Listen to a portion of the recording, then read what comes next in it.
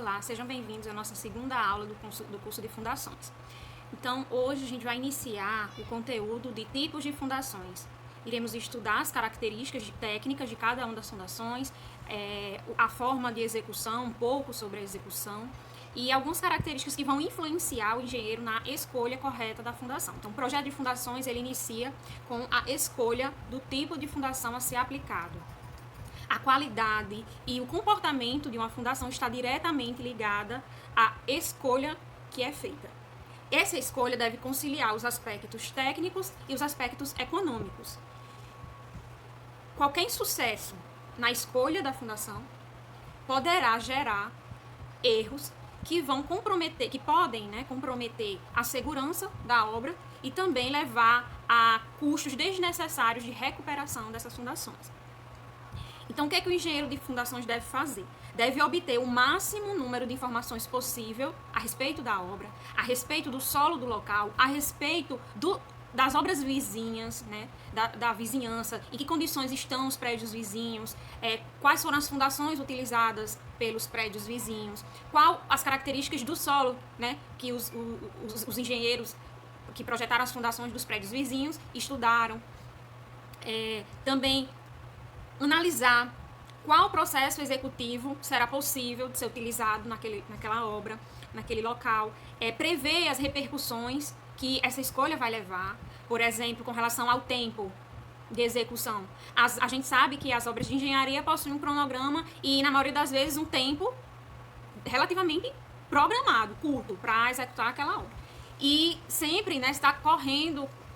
E com esse cronograma, muitas vezes aparecem imprevistos e o engenheiro tem que solucionar aquele problema, rever o cronograma para poder colocar novamente em dia.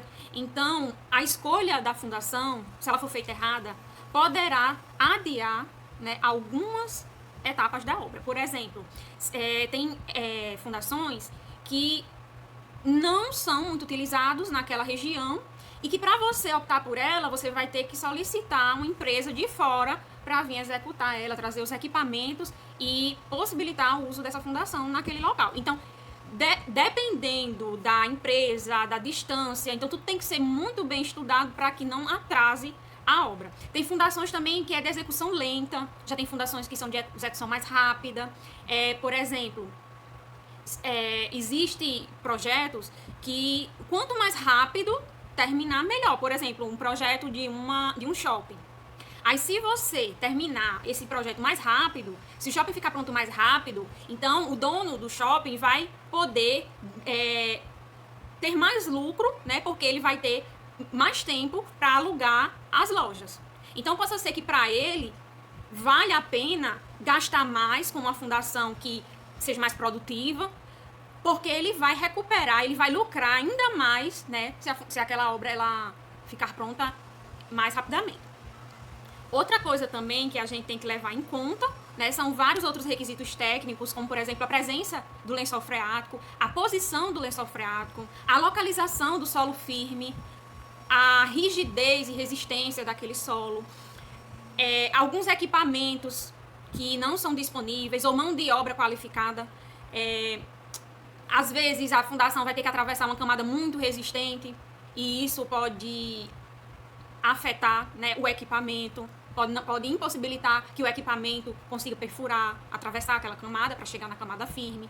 Possa ser que o nosso perfil de sondagem, o nosso terreno, tenha um solo muito mole, argiloso e ele venha a infectar o concreto do solo. Possa ser que exista um aquífero naquele local que possa vir a apresentar substâncias que venham atacar quimicamente um determinado material. Possa ser que o nível freático ele esteja em movimentação, em variação de posição. Se, por exemplo, ele estiver próximo do mar, então ele pode vir a variar de acordo com a maré.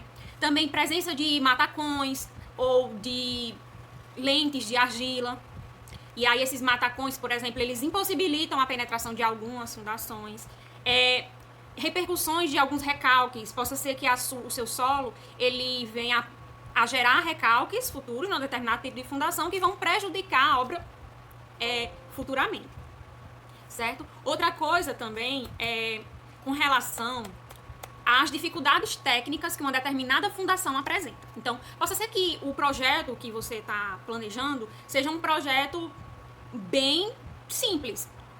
E aí, o solo de fundação é um solo muito problemático e impossibilita o uso de uma fundação mais barata.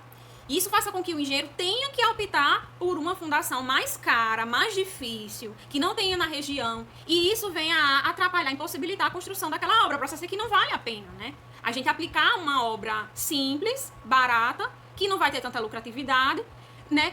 Quando a gente gastou muito na fundação para poder executar aquela obra. Então é melhor a gente optar por uma obra que venha a ter a conciliar os fatores econômicos, né? Que o valor da obra venha a se conciliar com o valor da fundação a ser escolhida naquela região. Possa ser que, por exemplo, algumas regiões não tenham o costume de optar por fundações mais sofisticadas. Pode ser que a região ela esteja acostumada com 3 determinados tipos de fundação e essas fundações são as mais fáceis. Então, isso pode influenciar o engenheiro a optar por uma dessas fundações porque são as mais usadas na região, são as mais disponíveis. Então, assim, existem essas situações, mas possa ser que o solo, o terreno que você vai construir, não esteja de acordo, não possibilite o uso dessas 3. E aí você vai ter que optar por uma fundação de outro local, vai ter que trazer uma fundação de outro local e vai gastar mais por conta disso, né? Por conta da questão do transporte.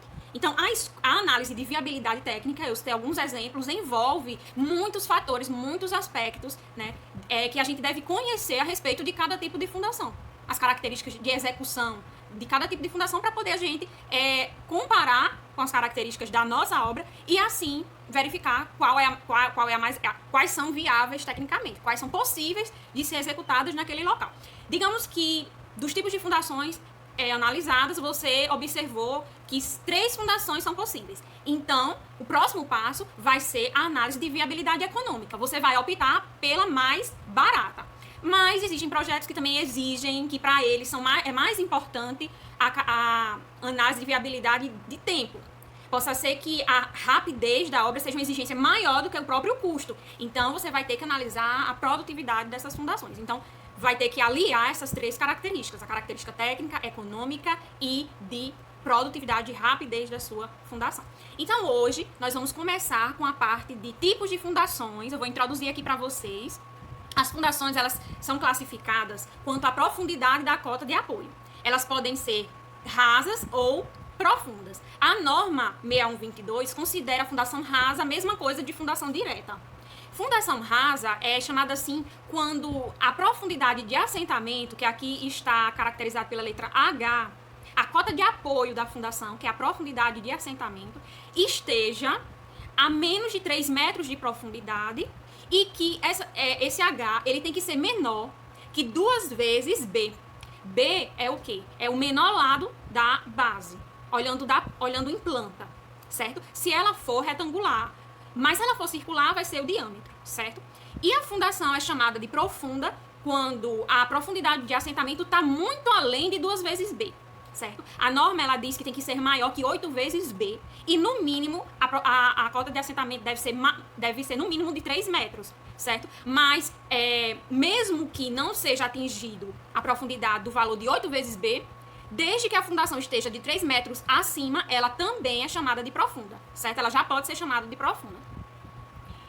Então, alguns exemplos de fundação superficial, nós temos as sapatas, o radier e os blocos de fundação.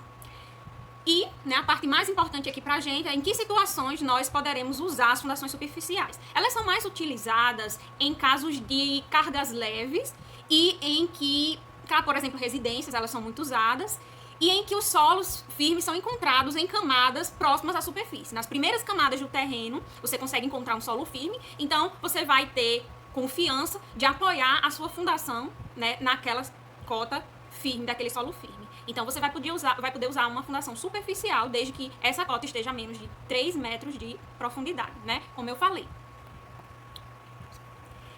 Então, a transmissão de carga por meio da fundação direta, aqui está trazendo a imagem de uma sapata, mas isso também é aplicado para radier e para bloco.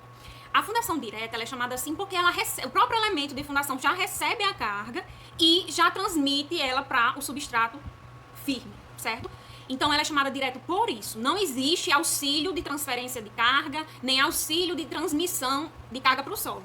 A transferência é feita diretamente por esse elemento, certo? Aqui embaixo eu mostro para vocês uma imagem do mecanismo de ruptura da fundação direta, da fundação rasa. Por quê?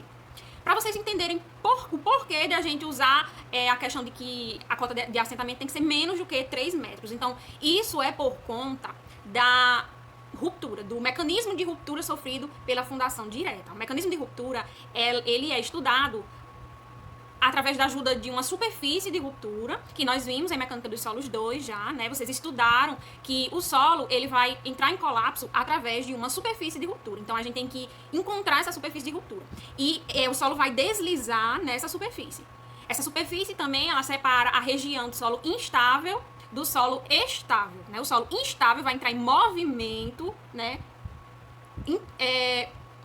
Nessa superfície, enquanto o solo estável vai continuar ali, parado, estável, né? Imóvel. Então, o solo instável, que está acima dessa superfície de ruptura, vai entrar em movimento, deslizando nessa superfície. E quando isso acontece, o colapso acontece em fundações diretas, as pessoas, elas conseguem observar essa superfície de ruptura, né? Porque ela acontece próximo da superfície, ou até mesmo atingir a superfície. Então, o mecanismo de ruptura é observado, né, exteriormente, certo? No caso de fundações profundas, não. Então, fundações profundas, nós temos, por exemplo, tubulões e estacas. Eles são formados por um fuste ou haste, em que predominam esforços axiais de compressão. Possa ser que sim, apareçam outros tipos de esforços, como horizontal, flexão, mas predominantemente, a maior parte da carga é a carga de compressão. A transmissão de cargas nas fundações indiretas é feita por meio do fuste, da lateral do fuste, que está em contato com o solo. Então, é transferida por meio de resistência lateral, que em solos arenosos, grossos, é através do atrito, e em solos coesivos é através da adesão, né, que vem da coesão desse solo. Então, na hora que é aplicada a carga nessa fundação indireta, ela vai gerar, né, impulsionar um movimento vertical para baixo, né, uma força de compressão, então ela vai tender a movimentar a estaca para baixo. Daí surge o aparecimento da resistência lateral, que é uma tensão de cisalhamento de baixo para cima, em oposição ao movimento, que aparece devido ao atrito, né, nos solos grossos ou à adesão nos solos coesivos e finos, né. Também a transmissão é feita aqui na base da fundação. Por isso que na maior parte dos projetos, não obrigatoriamente todos, mas na maior parte dos projetos, o engenheiro, ele tenta aplicar a base da fundação num solo firme, um solo rochoso, um solo rígido, um solo muito resistente, para elevar a resistência da fundação e evitar que ocorram recalques. Aqui mostra o mecanismo de fundação, o mecanismo de ruptura da fundação indireta. Você observa que o mecanismo de ruptura é em aproximadamente uma altura 2 vezes a menor dimensão da base e que ela está assentada, essa base está assentada muito mais do que 2 vezes B, né? A gente viu lá no slide anterior que é mais do que 8 vezes B. Então, o mecanismo de ruptura da fundação indireta não é observado externamente e por isso ela é chamada de fundação indireta. Todas as fundações profundas, todas as fundações indiretas são profundas. Quer dizer, todas as estacas são fundações indiretas, devido a essa forma de transmissão de carga ao solo, certo? Que é através do atrito lateral ou adesão lateral e através da resistência de ponta. Quando nós iremos usar as fundações profundas? Eu coloquei aqui 4 situações, certo? Como um resumo. Mas nós iremos estudar profundamente cada tipo de fundação. Mas, no geral, as fundações profundas são escolhidas quando os solos superficiais não são resistentes suficientemente. E aí é necessário descobrir um solo firme em profundidade, o que vai obrigar o uso de uma fundação que atinja esse solo firme, que possa ser apoiada nesse solo firme. Ou quando as cargas estruturais são muito elevadas. E aí o elemento estrutural do tipo rasa não consegue alcançar essa resistência. Então você pode usar uma fundação profunda, né, que é maior em comprimento, que pode atingir um solo mais resistente que está em profundidade, e aí elevando a capacidade de carga dessa fundação. Também no caso de termos solos superficiais sujeitos à erosão. O que significa isso? Quer dizer assim, que se, por exemplo, você optasse por uma fundação rasa, a gente observou, né, no mecanismo de ruptura, que todo o solo que está ao redor dessa fundação está servindo, na verdade, abaixo, desculpa. O solo que está abaixo dessa fundação está servindo de apoio para ela. Então, se esse solo superficial, né, tiver sujeito à erosão, vai acontecer que, com o tempo, as intempéries vão produzindo uma redução de resistência desse solo e, assim, possa progressivamente ir produzindo recalques e pode chegar até ao colapso da fundação. Então, por isso que a gente tem que apoiar a fundação em um solo confiável, um solo permanentemente confiável, né? Em que a resistência dele seja permanente, né? Não um solo que está sofrendo erosão, que hoje ele pode estar com uma resistência alta, mas em um determinado momento não tem mais essa característica. Também fundações em locais alagados ou abaixo do nível freático. Então, assim, nós sabemos que as fundações rasas são executadas com o uso de massa ou concreto, né? Então, vai vir aí a utilização do cimento. Nós sabemos que quando utilizamos o cimento, ele vai precisar passar pela reação de hidratação para alcançar a resistência. Então, ele vai entrar em contato com a água. Essa água, ela é especificamente determinada uma certa quantidade, né, para levar aquele material a uma determinada resistência. Então, tudo isso é feita a dosagem.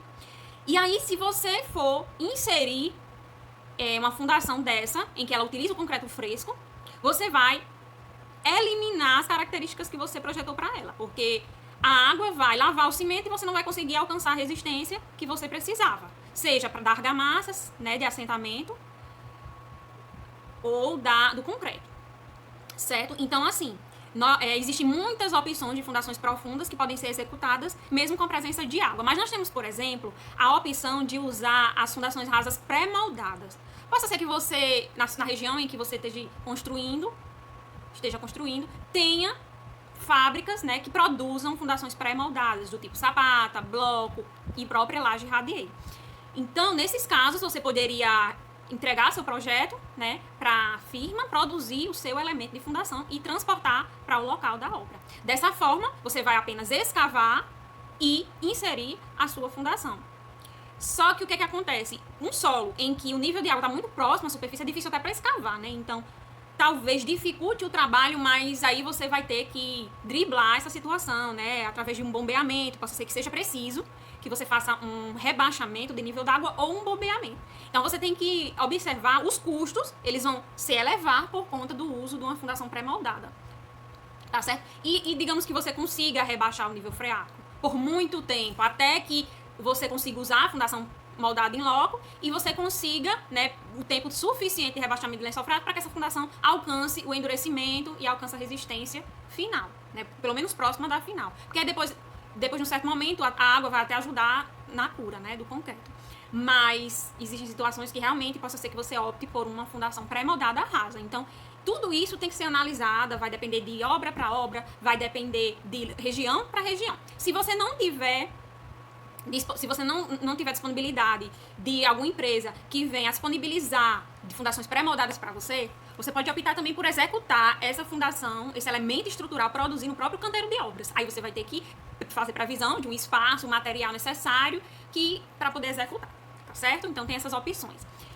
E você também analisar aqui a questão de possibilidade de escavações futuras próximas ao local. Então imagine que você fez um cálculo e que você confiou numa determinada capacidade de carga, determinou a capacidade de carga da sua fundação que se baseou no solo. Você considerou o solo como ele estava rígido, né, resistente, daquela forma como você estudou aí. Mas, se futuramente aquele local passar por escavações próximas, o solo que você confiou a sua capacidade de carga vai passar por uma redução de resistência, porque ele pode vir a desconfinar. A gente sabe que quando o solo vai perdendo o seu confinamento, ele também vai perdendo a sua resistência e a sua rigidez, né? A gente estudou lá em Mecânica dos Solos 2. Quanto maior a tensão de confinamento, maior a resistência do solo. Então, se houver escavações futuras, possa ser que esse solo venha a sofrer ruptura, venha a escorregar, ele venha a produzir movimentações abaixo da sua fundação e assim as partículas venham a se afastando e aí diminuindo a resistência, certo? Reduzindo o atrito entre as partículas e assim reduzindo a resistência ao cisalhamento, tá bom? As fundações, elas podem ser classificadas então como diretas rasas, diretas profundas e indiretas. Diretas rasas, nós temos sapatas, radiês e blocos. E cada um desses tipos de fundação tem as suas subdivisões. Tubulões, né, nós temos a céu aberto e com ar comprimido, é um tipo de fundação profunda, que aqui ainda eu chamei de direta nesse quadro, né, de acordo com a bibliografia que eu pesquisei, mas a norma não chama mais o tubulão de fundação direta, chama de fundação profunda, assim como as estacas, certo? As sapatas, né, radiês e blocos, que são chamadas de fundações diretas e rasas. Ele diz que direta é a mesma coisa de rasa. Então, o tubulão não é raso, é profundo. Então, de acordo com o que a norma especificou lá, eu considero que não é mais correto chamar o tubulão de direto também. E as fundações indiretas, nós temos as moldadas em loco e nós temos as pré-fabricadas ou pré-moldadas, certo? As pré-moldadas podem ser de aço, de madeira ou de concreto. E as moldadas em loco nós temos infinitas, nós temos vários tipos de fundação, como por exemplo broca, escavada, hélice contínua, barrete, estacão, Strauss, Frank e assim por diante. Nós vamos estudar vários tipos de fundações profundas, que de acordo com o avanço da tecnologia foram se melhorando as fundações já existentes e assim foram se criando novas fundações, como por exemplo a raiz, né, que apareceu, né, que revolucionou o estudo de fundações. Então, de fundações rasas, nós temos os blocos, as sapatas, radier, e aqui a bibliografia também chama atenção para a grelha, né? Que nós temos a imagem de cada uma dessas fundações, só para ilustrar, certo? Então, nós paramos por aqui essa aula. Na próxima aula, nós vamos começar com o estudo das fundações rasas. Até a próxima aula, gente.